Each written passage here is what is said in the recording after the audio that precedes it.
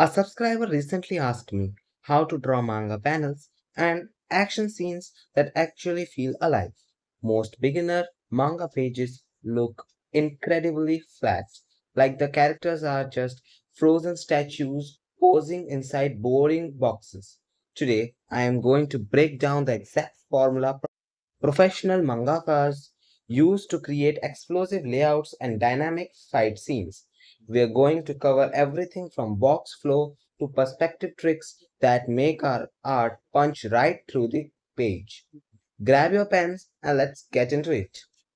First, let's talk about paneling.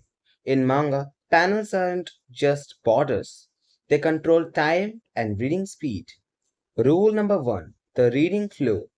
If you are drawing traditional Japanese style, your panels must guide the reader's eyes from right to left and top to bottom. Rule number two, vary your gutter width.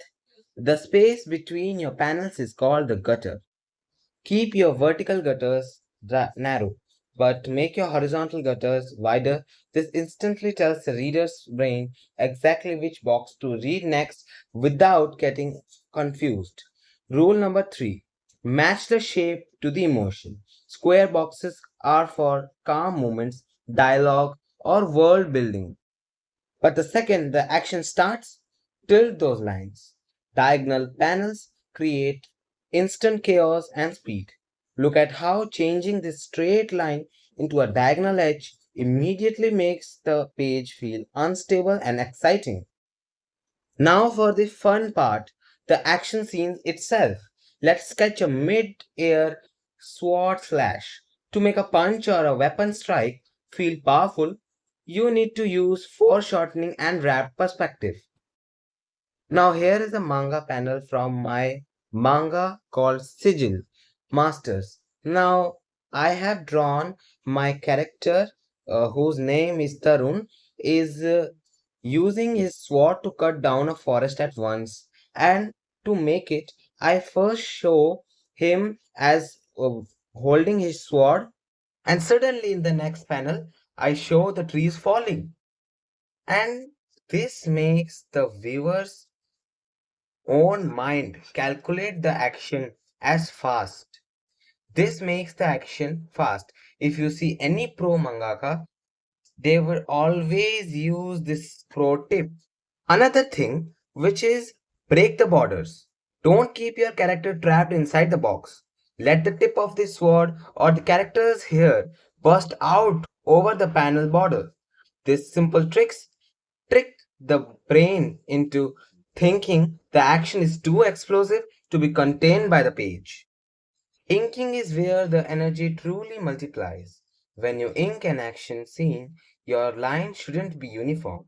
Use a thicker, bolder line. Weight on the side of the character moving towards the strike to emphasize weight. Next comes speed lines.